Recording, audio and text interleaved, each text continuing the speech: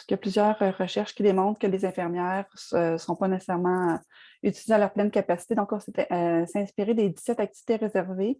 On s'est assuré que les infirmières puissent avoir la formation nécessaire pour utiliser leur droit de prescrire ou les ordonnances collectives, qu'ils soient formées à différents endroits là, pour vraiment utiliser bien leurs compétences. Prochaine diapo.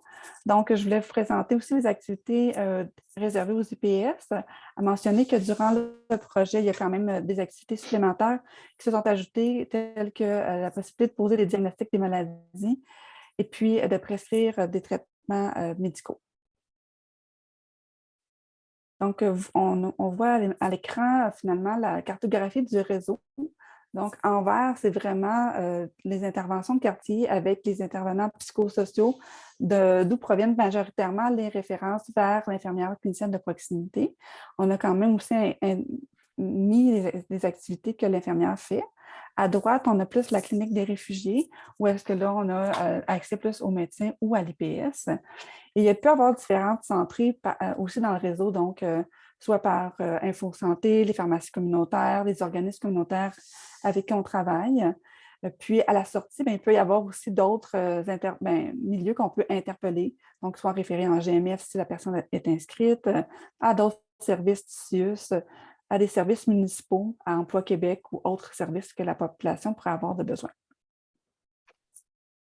Donc, le devis utilisé, c'était une évaluation développementale. On a fait du quantitatif et du qualitatif. On a fait 17 entrevues en tout. Et au niveau quantitatif, on a eu accès aux bases clinico-administratives ICLSC depuis 2012 en ce qui concerne la clinique des réfugiés, donc spécifiquement les populations réfugiées et demandeuses d'asile qui passaient par la clinique des réfugiés. Et là, on a créé un masque de saisie, donc un questionnaire, si vous voulez, d'informations qui était rempli par les infirmières de proximité, les IPS et les médecins. Il manque les IPS dans la diapo, désolé. Entre le 10 octobre 2019, le début de l'intervention, et le 31 mai 2022, la fin de l'intervention, en tout cas la fin du financement, entre guillemets. Donc, en tout, on a rempli 430, ont été remplis 430 masques de saisie. Rapidement, le profil des usagers et des usagères donc, qui ont interpellé les services de l'ICP et de l'IPS. L'âge médian était autour de la trentaine. Il y avait 57% des personnes réfugiées qui étaient des femmes. Les pays d'origine principaux, c'était la Colombie, l'Afghanistan, la Syrie et la République démocratique du Congo. 74% des personnes étaient sans emploi, 98% sans médecin de famille et 76% avaient une langue autre que le français ou l'anglais comme langue principale. Par rapport aux raisons de consultation, pour l'infirmière clinicienne de proximité, on avait principalement les raisons de santé physique ou de suivi. Elles ont répondu beaucoup à des problèmes de santé sexuelle et reproductive, un peu au niveau de la santé mentale et surtout faire le pont pour la santé mentale. Chez les IPS, on voyait beaucoup de raisons pour la santé physique, problèmes liés à la santé sexuelle et reproductive, ainsi que des suivis. Pour les médecins, ça se ressemblait beaucoup à l'IPS. Par contre, il y avait beaucoup plus de santé mentale étant donné leur champ de pratique. Donc, quelques constats, notamment par rapport à la base ICLSC, par rapport à la clinique des réfugiés et aux références vers la clinique des réfugiés. Les premières, deuxièmes et dans une moindre mesure, les troisièmes consultations sont en majorité le fait des infirmières et des travailleurs sociaux, donc au sein de l'intervention de quartier et au sein de la clinique des réfugiés. Les médecins, quant à eux, n'interviennent généralement qu'à partir de la troisième consultation pour la quasi-totalité des patients, notamment en termes de gestion de la douleur et évaluation en santé mentale. Les IPS interviennent principalement pour les soins courants, la santé sexuelle et reproductive, ainsi que les techniques plus invasives. En termes de références effectuées par chacun des trois prestataires, donc infirmière de quartier, infirmière praticienne et médecin, on voit clairement qu'il y a des références vers la clinique des réfugiés de la part de l'ICP dans plus de 30% des cas. Mais ce qui est important à regarder ici, c'est que dans pratiquement 40% des cas, l'infirmière de proximité va référer en dehors du réseau de la santé et des services sociaux. Et par contre, au niveau de la référence vers les urgences, ça a diminué drastiquement, voire quasiment été pas éradiqué, mais qu'il n'y a quasiment plus de référence vers les urgences pour de vraies urgences, puisque tout a été pris en charge à travers l'infirmière de quartier, l'IPS et les médecins, notamment, et les travailleurs sociaux, évidemment, dans l'intervention de quartier quand c'était psychosocial. Juste au niveau de l'interprétariat, rapidement, on voit que la proportion des personnes qui ont eu recours à un interprète, c'est dans 52% des cas la banque d'interprètes qui répond à ce besoin. Donc, en termes de consultation, ce n'est pas vraiment avec la famille, par exemple, ou les proches, qui sont des pratiques, on va dire, qu'on fait généralement quand on n'a pas le choix. Et au niveau de la proportion des usages pardon, des usagers et des usagères référés par l'ICP, donc l'infirmière clinicienne. Elles sont, dans 55% des cas, les personnes sont référées, comme on a vu précédemment, mais dans 45% non référées, donc l'infirmière clinicienne est capable de prendre en charge plus de 45% des personnes. Au niveau de la caractéristique de pratique de l'infirmière clinicienne, c'est sûr que la clarté du rôle était quand même assez bien claire. Ils jouent surtout un rôle d'orientation pour la clientèle. Ils font aussi le pont entre les usagers et les différents services ou les professionnels. Leur lieu de pratique était, comme on l'a dit, dans les deux interventions de quartier. Et puis la conversation, la communication au départ était beaucoup plus en personne, mais avec la COVID, on a dû s'ajuster et on a introduit les conversations téléphoniques qui sont maintenues jusqu'à maintenant, mais il y a aussi du présentiel, mais on s'est aperçu que finalement, c'était une bonne chose. Donc, soutien au niveau des autres acteurs, les références sont principalement reçues par les CP et puis ils peuvent être référés par une autre organisation. Moi, je ne me rappelle bien. Les autres principaux intervenants qui étaient juste de façon significative, ce sont les TS. Et puis, ils ont en effet été référés là, vers les CP par les TS. Pour les IPS, il y a comme un peu une confusion au niveau du rôle, en tout cas plus au départ. Maintenant, le rôle est mieux connu, mais lors de l'intégration, ce n'était pas connu par les travailleurs sociaux. Les moyens de communication, c'est vraiment par formulaire. Donc, l'infirmière clinicienne pouvait référer à la clinique des réfugiés via un formulaire. Il y avait différents enjeux parce qu'il n'y avait pas beaucoup de rencontres d'équipe d'organiser la distanciation physique parce que ce ne sont pas physiquement au même endroit. Le soutien de la communauté, ça s'est fait principalement par l'accès à des interprétants par le Centre d'aide aux Néo-Canadiens. Et les principaux collaborateurs de l'IPS sont le médecin partenaire de la clinique des réfugiés et les autres travailleurs de la clinique, donc les psychologues ou nutritionnistes. Alors, on a des retombées cruciales pour les clients ou les usagers ou les usagères. On répond aux besoins qui sont liés à l'accès aux soins de santé, puisque ça fait diminuer les inquiétudes en termes de santé ou services sociaux à recevoir dans un délai raisonnable, puisque quand ils appellent l'infirmière de proximité, les personnes ont tout de suite l'infirmière au téléphone et ont un rendez-vous dans les heures, voire dans la journée qui suit. Il y a une meilleure prise en compte et en charge des besoins en santé mentale. Puis avec la COVID, je vous avoue que ça a été vraiment quelque chose de majeur au niveau des deux quartiers ciblés. Au niveau du réseau intersectoriel, la présence de cette infirmière de proximité, ça permet une vraie complémentarité entre les différents services de proximité offerts et on offre une capacité de réponse aux besoins de façon augmentée. On facilite la trajectoire des services au niveau du reste du réseau. On fait le bon service au bon endroit au bon moment. On diminue les consultations non urgentes et répétées aux urgences de façon drastique, comme je vous ai dit. Et la présence des IPS, elle permet aux médecins d'avoir plus de disponibilité pour des cas encore plus complexes, notamment en santé mentale. Donc, en rafale, quelques recommandations suite à tout ça. Au niveau de l'utilisation des nouveaux services par la population, ben, en fait, on suggère de revoir le parcours des usagers et des usagères et la fluidité des processus de référencement afin qu'elles et ils puissent retourner plus facilement vers les infirmières de proximité lorsque leurs besoins sont répondus et qu'ils ont besoin de suivi au niveau de la communauté et que l'ICP a cette expertise. Au niveau du déploiement optimal de l'étendue des pratiques des infirmières et des IPS, ben en fait, c'est vraiment le recours à la technologie pour faciliter les échanges virtuels. Ça ressort de façon assez évidente. On favoriser l'utilisation du dossier médical informatique clinique unique pour l'ensemble des intervenants. Augmenter le nombre de secteurs, en tout cas le même dossier médical informatique pour tout le monde. Augmenter le nombre de secteurs de services de proximité où la triade ICP, IPS, MD devrait être plus connue et travaillerait en étroite collaboration et en proximité. Donc, ça veut dire vraiment dans les milieux, pas dans des cliniques à l'extérieur des milieux. Et favoriser une mise en œuvre de pratiques de manière optimale à éviter le gaspillage ou les multiples consultations inutiles auprès des différents professionnels, alors que parfois un seul et bon professionnel au bon moment suffirait. L'adaptation des soins et des services à ces besoins complexes, maintenir et élargir à d'autres milieux les interventions de quartier élargies, donc avec un nouveau rôle d'infirmière de quartier à l'intérieur. Donc, ça permettrait d'élargir aussi le réseau intersectoriel de proximité pour l'ensemble de la clientèle vulnérable et pas uniquement pour les personnes réfugiées et demandeuses d'asile ou les personnes vulnérables des deux quartiers spécifiques. Ces services sont adaptés aux réalités particulières, donc ça permet de répondre aux besoins réels. On réalise aussi réaliser un autre projet de même nature, mais avec d'autres territoires afin de répondre aux besoins variés et grandissants de ces populations.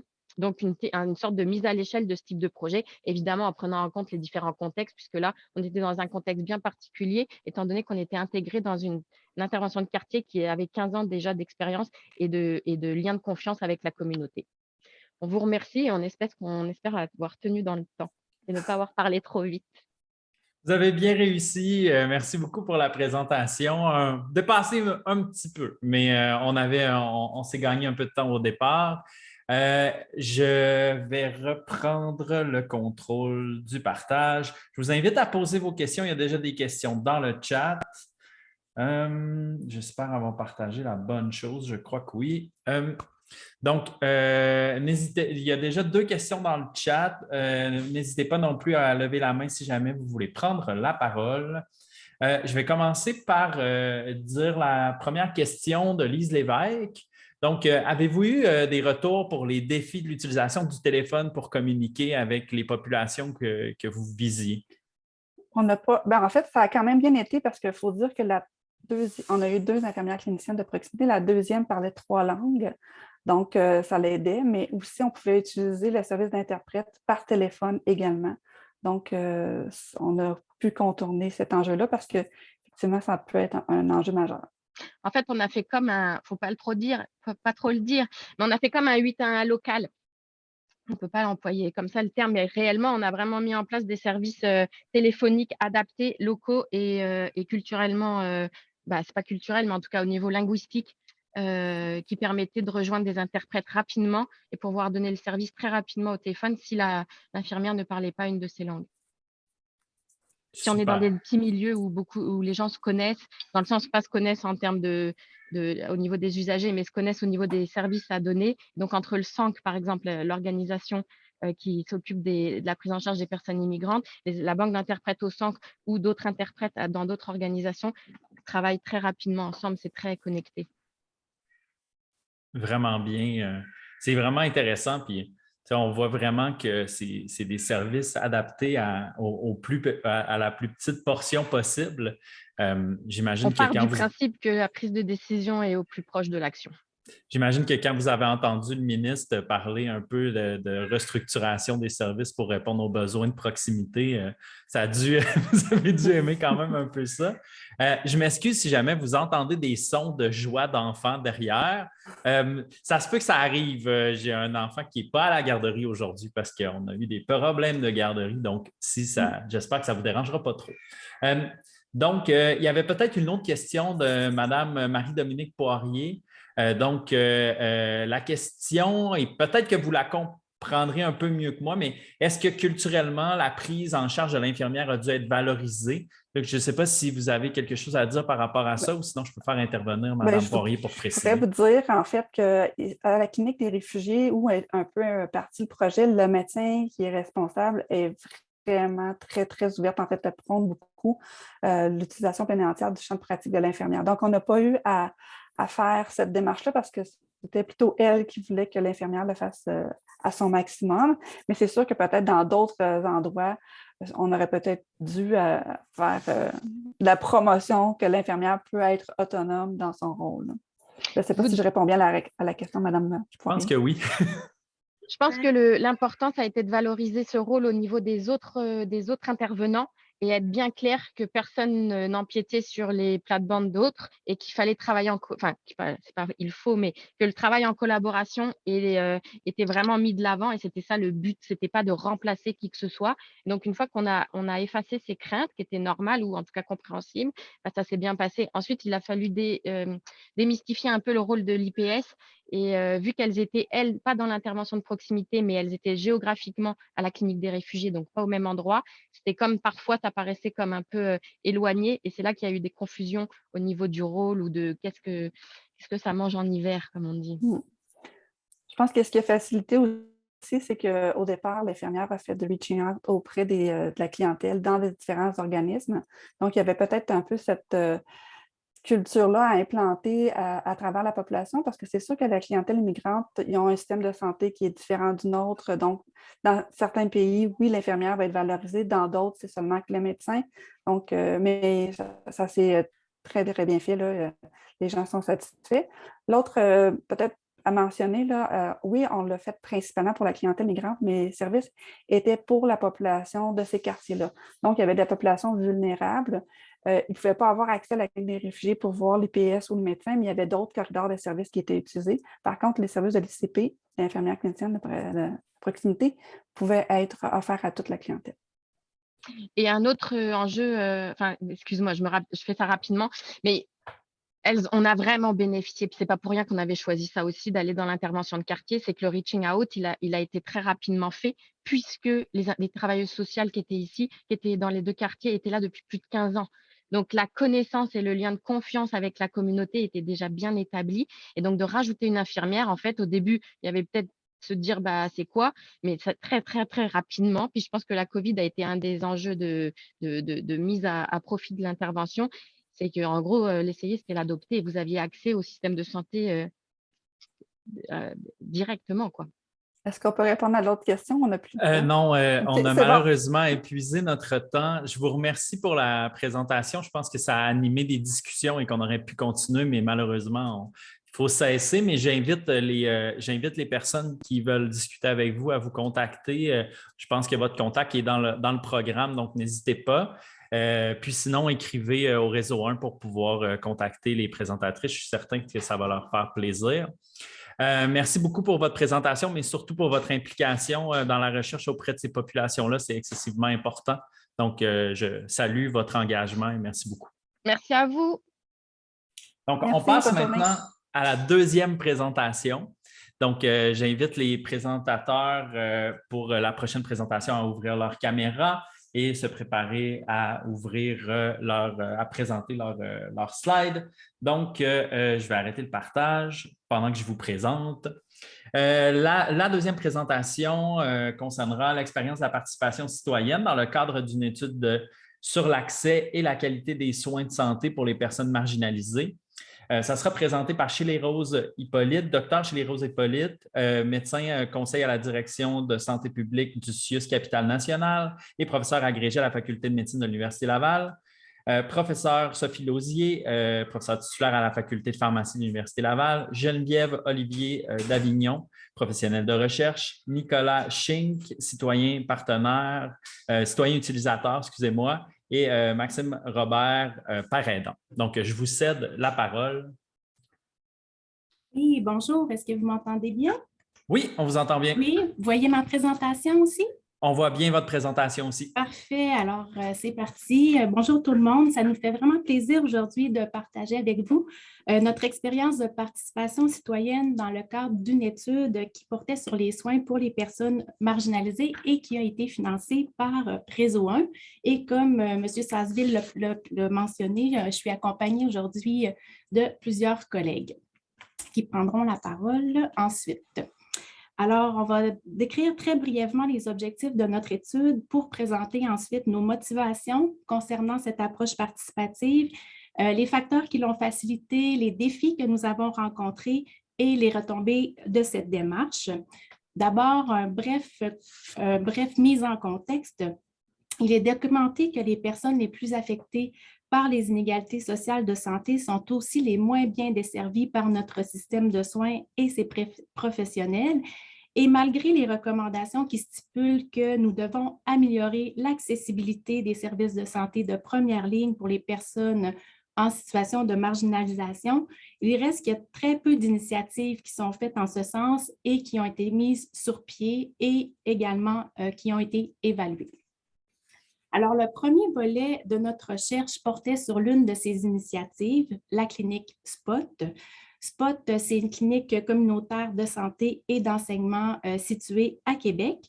Et la mission de cet organisme à but non lucratif, c'est d'améliorer l'état de santé des personnes marginalisées qui sont désaffiliées en situation de vulnérabilité socio-sanitaire et qui ne sont pas rejointes par l'offre des soins et des services de santé qui sont existants.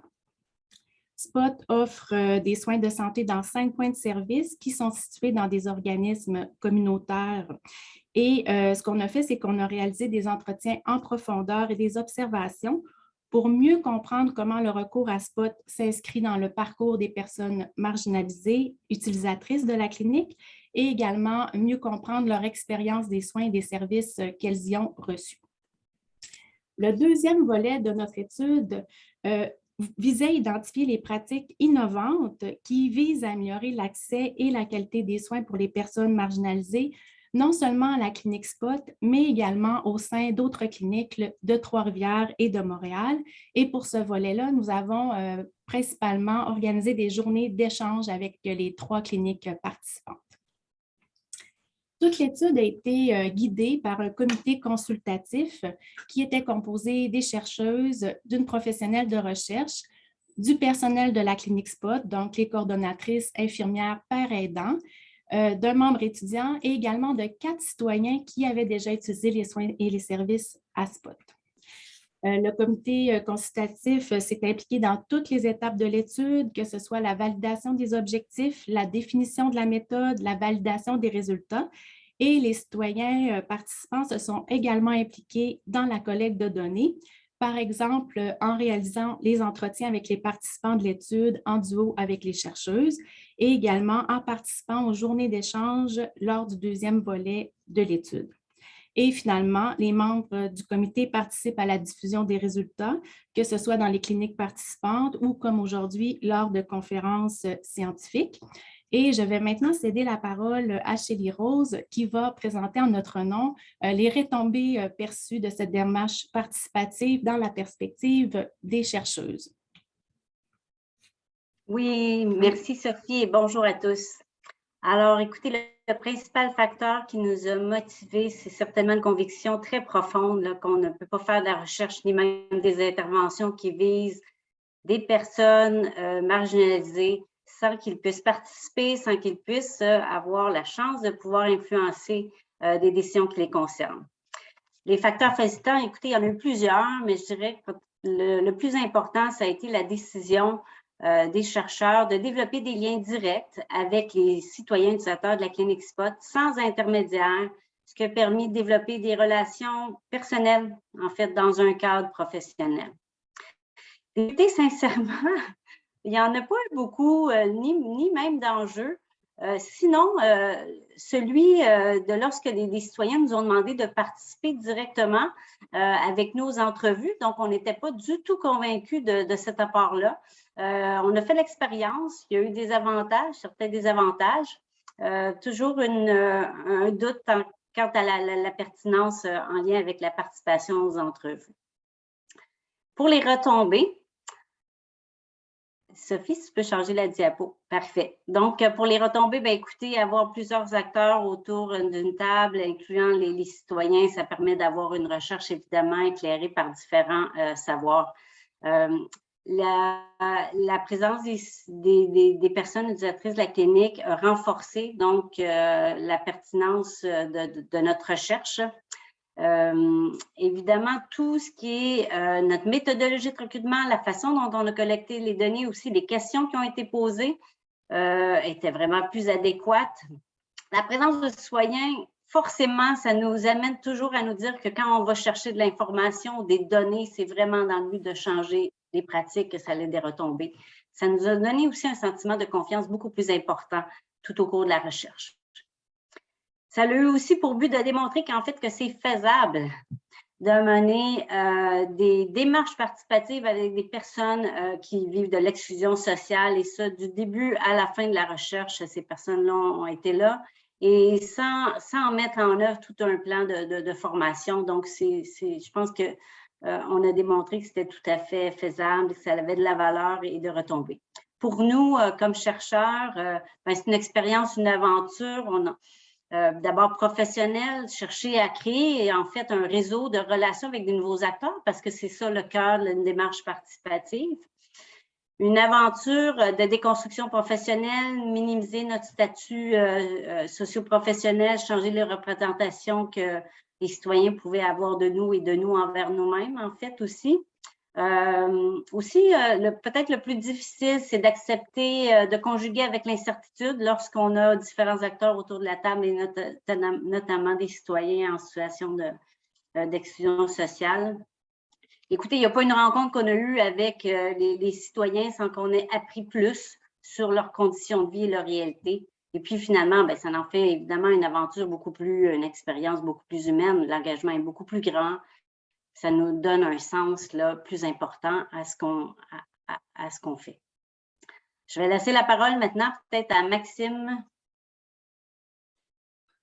Oui, ben maintenant, on parle des perspectives citoyennes, les facteurs motivants, facteurs facilitants, les défis, les retombées.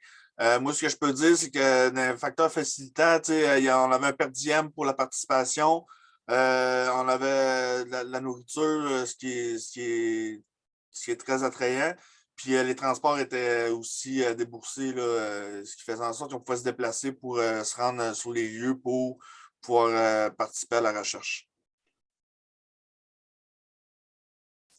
Je ne sais pas si je peux ajouter autre chose, là, mais les facteurs motivants, je les ai pas mal nommés. Les défis, ça a été de s'entendre, de se comprendre aussi, de se mettre tout au même niveau. Puis les retombées, je pense qu'ils sont effectives là, du fait où ça a été un beau melting pot puis que ça a donné des résultats quand même intéressants. Voilà. Merci Maxime. Peut-être alors Nicolas? Oui. En fait, je vais commencer par dire, je ne sais pas si vous m'entendez comme il faut. Oui, on t'entend bien. OK. J'ai été recruté parce que je faisais partie de l'équipe j'utilisais la ClinicSpot. Donc, puis aussi, j'ai été impliqué dans le communautaire à Québec. Donc, c'est comme ça que j'ai pu rencontrer les chercheuses. Pourquoi j'ai participé? J'ai participé parce que c'était une opportunité de m'impliquer davantage, puis d'apprendre, puis de ouvrir des portes, puis je veux dire, ça fait longtemps que je suis intéressé à travailler avec les personnes dans le communautaire. Fait que d'avoir l'opportunité de m'impliquer directement avec ces personnes-là, c'était sûr que c'était une opportunité que j'allais pas laisser passer.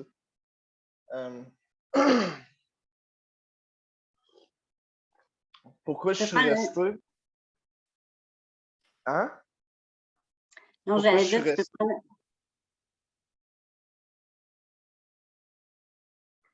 OK. Pourquoi je suis resté? Je suis resté parce que les chercheuses ont vraiment aidé à faciliter, comme Maxime disait, tous les déplacements ont été facilités. Je veux dire, les sujets, on avait l'opportunité de vraiment s'impliquer comme quand on a proposé de faire partie des entrevues.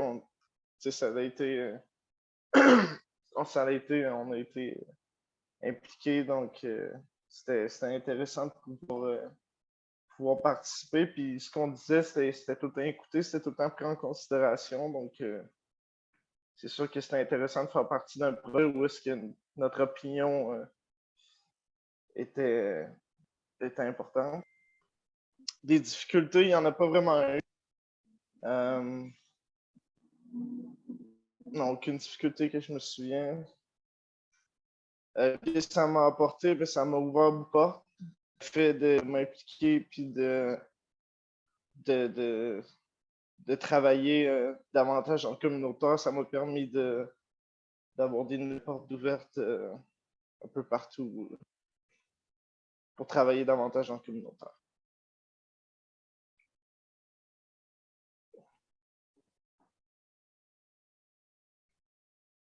Merci Nicolas. Peut-être Geneviève? Oui. Oui, allô. Alors, peut-être juste changer la diapo. Oui, alors, au moment de l'étude, je travaillais comme coordonnatrice à la recherche et à l'évaluation à SPOT. Et puis, pour nous, à ce moment-là, l'équipe de SPOT, c'est sûr qu'un projet comme ça nous permettait, là, c'est une autre belle occasion de travailler complètement avec nos propres valeurs organisationnelles à SPOT qui est axée sur la gestion participative, puis l'inclusion des premières personnes concernées dans les questions qui les concernent. C'est pas toujours évident d'avoir les ressources là, pour créer puis maintenir dans le temps aussi des occasions de collaboration et de collaboration des collaborations très proches là, avec les membres de la clinique et les citoyens. Alors là, c'est sûr que ce projet-là nous a vraiment donné l'espace de le faire. Et puis, on y participait aussi les employés et l'organisation sur le même pied d'égalité que les autres personnes qui étaient impliquées dans le projet. Donc, on n'était pas instigateurs là, et responsable de la participation citoyenne comme telle. Ça a vraiment créé un climat d'égalité là, qui a été bénéfique pour tout le monde. Puis au final, la pertinence et la validité des résultats, une démarche comme celle-là qui était vraiment qui était vraiment pleinement participative, c'était un gage de pertinence et de validité. Ça nous a permis d'accueillir des résultats avec un grand intérêt, beaucoup d'humilité, puis beaucoup de considération aussi là. Puis au final, de documenter l'initiative comme SPOT puis toutes les pratiques en se décentrant de la seule perspective organisationnelle, puis en intégrant tous les parcours divers qu'il peut y avoir au sein même de l'activité de SPOT, c'était infiniment enrichissant aussi. Donc voilà pour la perspective de l'organisme.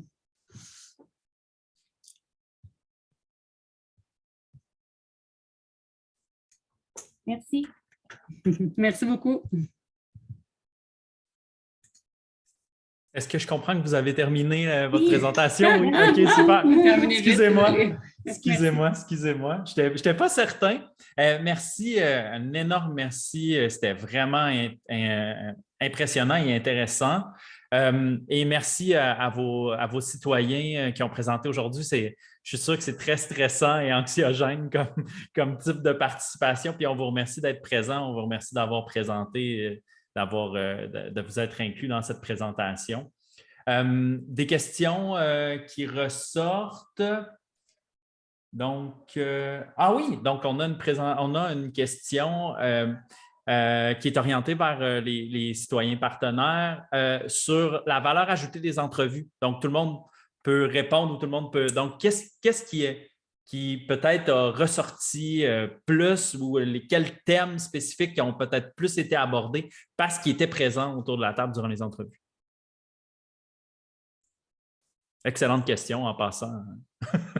Moi, j'ai envie de dire que ça créait le pont un peu entre le participant et le comité de recherche, dans le fond. Fait que la facilitation à se comprendre puis un peu à faciliter la compréhension du langage des chercheurs. Puis vice-versa aussi, là, dans le sens contraire, où on facilitait le langage des participants pour mieux comprendre le vrai sens des choses. Là. Merci beaucoup. Est-ce qu'il y avait d'autres membres d'équipe qui voulaient rajouter quelque chose par rapport à ça? Ça va? Je ne sais pas si Nicolas, toi, tu voulais... J'ai pas compris la question. Ma connexion était... C'est en lien avec l'expérience des entrevues, quand on a fait les entrevues en duo. Oui. Qu'est-ce que tu penses? Qu'est-ce que tu as pensé de la part du fait que vous participiez aux entrevues? C'était quoi la plus-value qu'on participe aux entrevues? Ouais? C'était vraiment, j'ai trouvé que la pertinence des questions était là parce que justement, il y avait beaucoup de questions qu'on a posées qui n'étaient pas nécessairement la liste. Puis des questions qui étaient posées d'une personne qui travaillait dans le communautaire, qui était marginalisée, Donc, les questions étaient très, très pertinentes. Fait que moi, c'est ce que j'ai trouvé comme une grosse différence au niveau des entrevues. Super. Je ne sais pas si on a le temps de prendre un commentaire très rapide. Je veux pouvoir respecter nos derniers présentateurs, donc ça dépasse un petit peu. Mais la question, je pense que c'était la meilleure question, donc on peut être correct aussi. OK. Donc, je veux finir en vous remerciant encore une fois, remerciant vos partenaires de présenter et d'avoir été présents et d'avoir ajouté à la discussion. Donc, merci. Malgré les problèmes techniques, d'être retourné puis d'être revenu. Donc, merci beaucoup, beaucoup, beaucoup. Donc, je finis là-dessus en vous remerciant et on va passer à la troisième présentation. Merci. Merci. Donc, j'invite les présentatrices, excusez-moi, à ouvrir leur caméra, professeur Poitras et Dr. Hatcher. Donc, je vais vous laisser le contrôle. Je ne sais pas qui va le prendre, mais donc notre troisième présentation. Donc, on voit que les thèmes étaient bien rassemblés aujourd'hui. Ça va faciliter ma tâche de faire un feedback tout à l'heure. Donc, la troisième présentation est nommée « Autochtonie urbaine et maladies chroniques, preuve de concept pour une communauté apprenante en soins primaires ». Ça serait présenté par professeur Marie-Ève Poitras, qui est professeure adjointe au département de médecine de famille et de médecine d'urgence de l'Université de Sherbrooke, et Dr. Sharon Hatcher, professeur Hatcher également. Donc, les deux titres, médecine de famille au Centre Mamic-Saguenay, professeur titulaire, doyenne associée au Saguenay-Lac-Saint-Jean, donc au site Saguenay-Lac-Saint-Jean de la Faculté de médecine de l'Université de Sherbrooke. Donc, je ne vois pas encore votre présentation, professeur Poitras et Dr. Hatcher. Donc, ça devrait apparaître. Parfait. Donc, on la voit bien. Peut-être seulement vous mettre en mode présentateur. Oui, attends un petit peu. Je vais juste m'assurer. Ah, c'est ça, t'as peu. C'est quand on la met en... Oui, elle n'est probablement pas du bon bord. Ou... c'est ça. Donc, inverse tes deux. Donc, on voit présentement ton affichage avec tes notes. Donc, dans paramètres d'affichage que tu vois en haut, tu peux inverser les deux affichages. En paramètres d'affichage. Donc, sur ton écran noir avec tes notes, là, quand tu es en mode présentateur, est-ce que tu es encore en mode présentateur? Je vais me mettre. Parfait. Je t'écoute. En haut, dans la barre en haut, paramètres d'affichage. Tu le vois bien? Deuxième icône dans ta barre supérieure. Tu vois afficher la barre des tâches, paramètres d'affichage et fin du diaporama en haut? Eh non, écoute, je ne le vois pas du tout. Est-ce que tu veux que je présente, que j'affiche ma présentation? Je vais essayer de changer les écrans de côté. Je m'excuse. C'est ça, par paramètres d'affichage, tu peux les transférer d'endroit, mais ce n'est pas grave. Tu peux nous afficher ça en plein écran, comme ça aussi, sinon, pour continuer, puis ça peut très bien aller, il n'y a pas de problème. On va recommencer. Parce que, bon, je m'excuse tout le monde. Il n'y a pas de problème. C'est ton temps que tu diminues. Oui, mais il faut longtemps que ça a l'air un petit peu tantôt. Non, je comprends tout à fait. Je pense que je vais partager mon écran. Ça va être plus facile. Puis, je vais être plus à l'aise. Excellent. Ça va être beaucoup plus facile. Donc, si je comprends bien, là, c'est beau. Vous voyez la bonne écran. Yes, là, on l'a. Super. Oh, merci. Super. On l'a. Excellent. Donc, je te laisse la parole. Merci beaucoup. Donc, tout d'abord, ça me fait plaisir d'être avec vous. Merci au Réseau 1. Je dois nommer que ma collègue Sharon Hatcher est présente au téléphone parce que sa bande passante Wi-Fi ne fonctionnait pas ce matin. Elle est en congrès à Tadoussac. Donc, on a fait au mieux, mais elle est présente avec moi au téléphone. Puis, on pourra voir si elle est en mesure d'intervenir là, à la fin de la présentation. Avant de débuter plus formellement, je tiens à ma reconnaissance territoriale. Nous, on est au Saguenay. Donc, nous vivons et nous travaillons sur les territoires non cédés de la nation Innu. Et plus précisément, on est au site de Chicoutimi.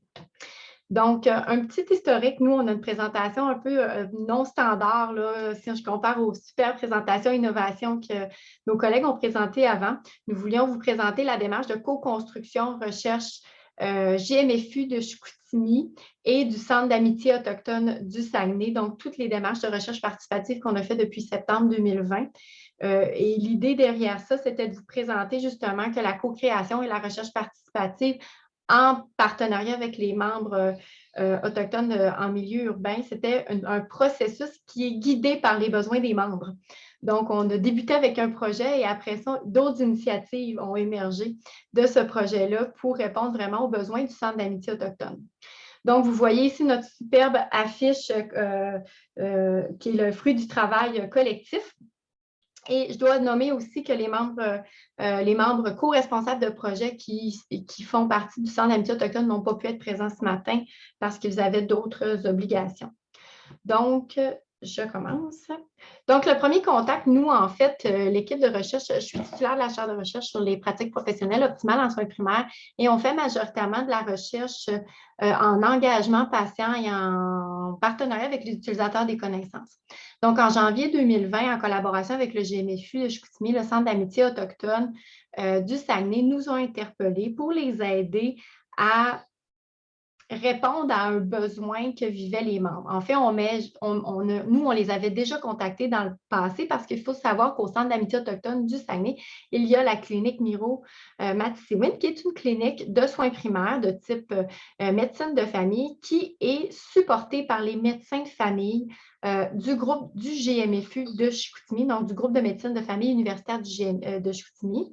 Et il y a différents médecins qui vont faire de la clinique à cet endroit-là, mais il y a aussi une structure de service et d'accès qui est guidée par les intervenants du centre. Donc, quand un membre du centre a un besoin de santé sociale X et que ça peut être répondu par un professionnel du GMFU, mais il y a une structure de référencement et d'accès, on va dire ça comme ça, par les intervenants du Centre d'amitié autochtone. Donc, on les avait rencontrés pour voir un peu l'optique, dans une optique de est-ce qu'ils aimeraient ouvrir leurs services à autres que des services médicaux, travail sociaux, infirmières, entre autres. Puis on avait un peu brainstormé sur les possibles avenues du rehaussement d'une clinique à visée interdisciplinaire. Suite à cette rencontre-là de janvier 2020, les membres nous ont interpellés suite à la pandémie, tout de suite lors de la pandémie mars 2020, pandémie COVID-19, l'interruption et l'isolement dans les maisons. J'ai déjà oublié, j'ai le lockdown dans la tête, mais c'est le confinement, en fait, a fait en sorte que le centre d'amitié n'était plus physiquement accessible pour les membres. Pour ceux qui connaissent la structure des centres d'amitié autochtones pour la province de Québec, mais également pour le Canada, il faut savoir que ces centres-là sont situés en milieu urbain et sont des lieux culturellement sécuritaires où les membres peuvent venir y passer du temps, échanger, se retrouver entre eux. Il y a des repères culturels, il y a des services qui sont en adéquation avec leurs besoins et leurs valeurs en termes de services et de préférences. Il y a des soins sociaux, psychosociaux qui se font aussi dans ces centres d'amitié-là, mais lorsque le confinement est arrivé, mais le centre était fermé et les membres en milieu urbain se sont retrouvés confinés dans leur maison avec une absence maintenant de repères et d'un lieu de rassemblement pour les gens qui vivent en milieu urbain, couplé à ça aussi à une impossibilité pour eux de retourner dans leur communauté parce qu'il y avait des critères très stricts émis par les communautés sur la possibilité ou non de retourner dans la communauté. Donc, ils ont tout de suite senti qu'ils devaient aller sonder les membres des communautés qui vivent en milieu urbain pour savoir, mais quels sont leurs besoins en termes de services, en termes de soutien durant la période pandémique. Donc, ils ont interpellé l'équipe de la chaire et aussi Sharon Hatcher, qui est médecin de famille, est très, très présente au Centre d'amitié autochtone pour voir comment on pouvait co-construire une initiative de recherche pour bien aller sonder les besoins des membres. De là est venue l'initiative co-construction d'un projet en pandémie de COVID-19 sur l'analyse des besoins. Et ce projet-là a été autoporté complètement par Amanda Canapé et Kate Bacon, qui étaient deux intervenantes, qui étaient deux intervenantes au Centre d'amitié et qui avaient vraiment la responsabilité de ce projet-là. Et nous, l'équipe, on était en support méthodologique pour être des guides pour la réalisation d'un projet de recherche participative, mais qui utilise aussi des méthodologies culturellement sécuritaires pour aller collecter des données en collaboration avec les membres des Premières Nations.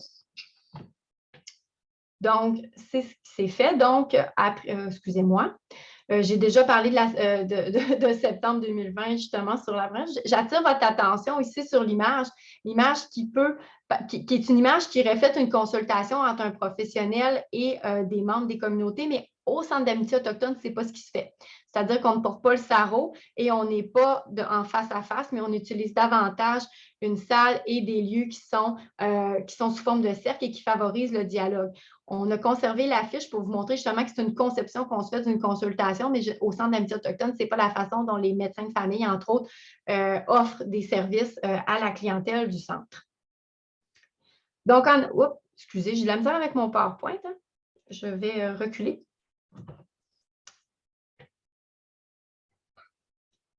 Donc, en avril, ce qu'on a fait de mars 2020 jusqu'à l'automne 2020, c'est qu'on a conduit l'analyse des besoins décisionnels. On a fait 4 cercles de parole en invitant les membres Innu et Atikamekw de la communauté urbaine de Chicoutimi, à l'intérieur de laquelle on leur a demandé durant les 4 séances, puis c'est vraiment Kate et Amanda qui ont l'idée les rencontres, à savoir comment ils se sont sentis et ont vécu la première phase de la pandémie, quels avaient été leurs besoins en termes de services, pour combler aussi leur conception de la santé telle qu'ils leur conception de la santé telle qu'ils la conçoivent, tant au niveau culturel, spirituel, physique, émotionnel.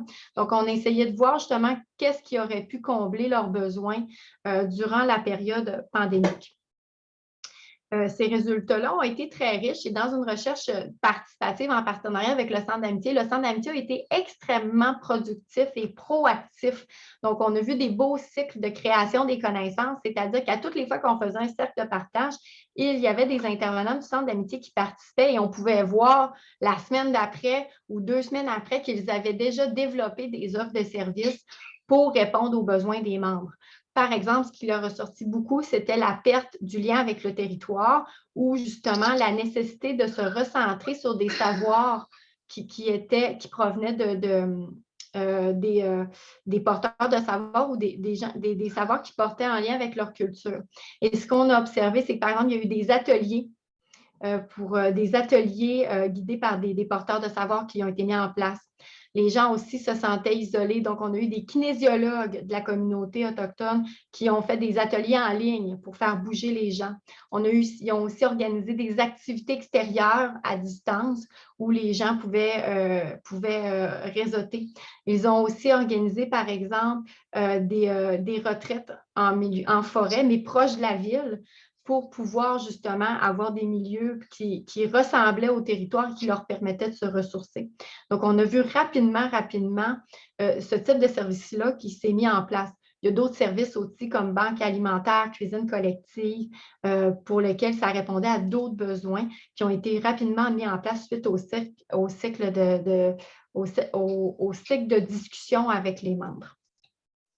C'est toute une belle démonstration d'intégration des résultats rapides puis qui a produit des effets aussi chez les membres de la communauté.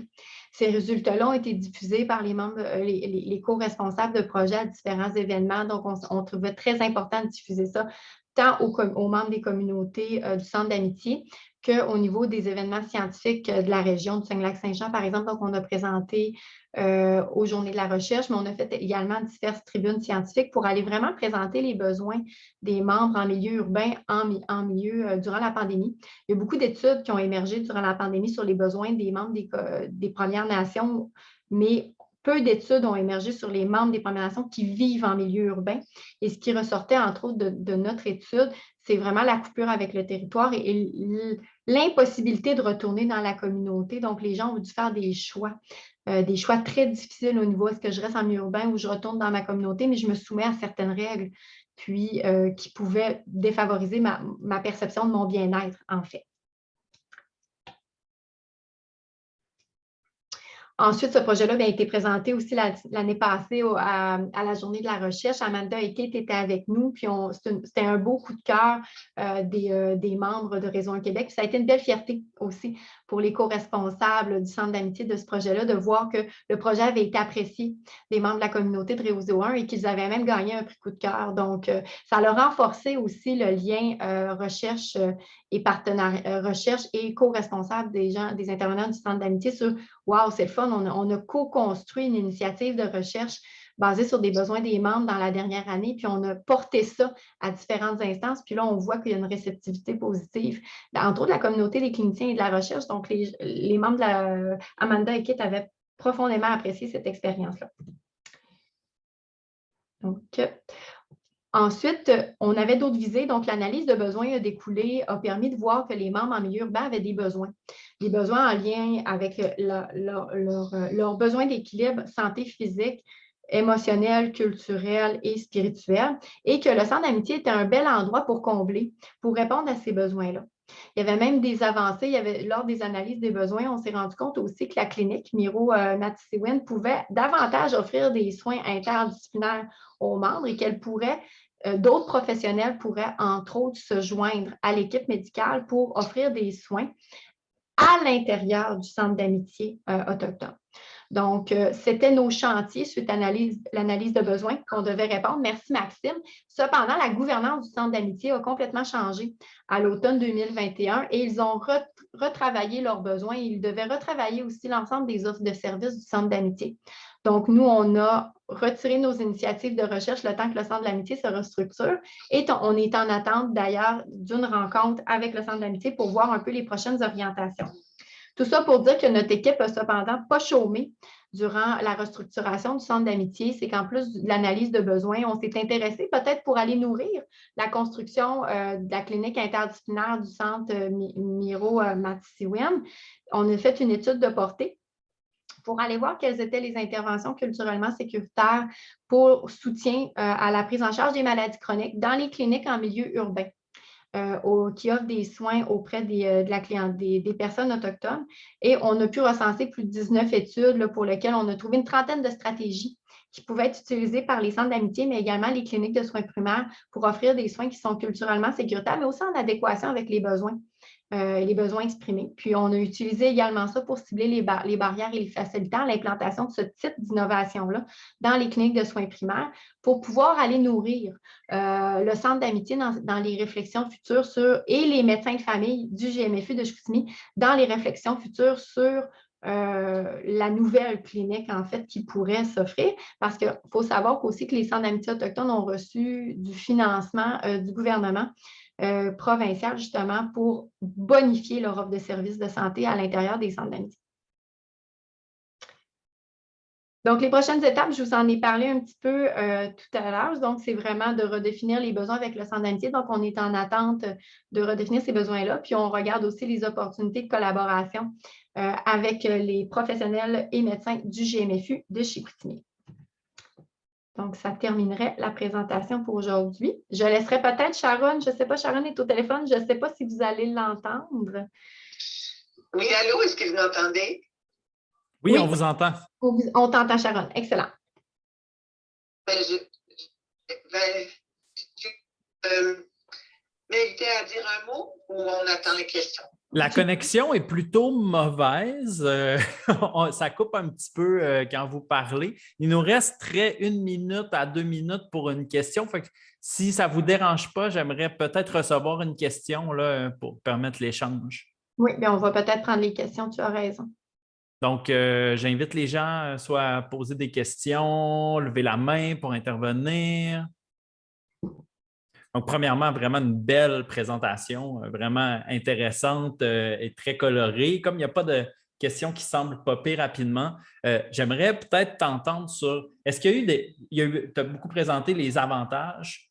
Est-ce que, avant qu'on soit propulsé dans l'autre, est-ce qu'il y a eu des difficultés que vous avez rencontrées et qui t'ont peut-être surprise? Durant la collecte des données? Oui, durant le partenariat, comment vous avez structuré ça? Est-ce qu'il y a eu des trucs qui ont eu besoin que vous recentriez ou que vous changiez des pratiques ou des méthodes de fonctionner? Bien, en fait, peut-être la difficulté, c'est rejoindre les membres, en fait. Les membres en milieu urbain, c'est qu'ils reviennent à toutes les séances des cercles de discussion. Donc, on a beaucoup utilisé le leadership des intervenants du centre d'amitié qui sont présents à tous les jours au centre, qui disent « OK, mercredi prochain, il y a un cercle de partage dans le cadre d'un projet. » Puis là, on y allait vraiment par boule de neige. L'idée, c'était vraiment ça. Ce qu'on a observé, nous, on était là en tant qu'observateurs parce qu'ils étaient conduits par Amanda et Kate, c'est que les gens avaient un grand besoin de parler et de nommer leur vécu.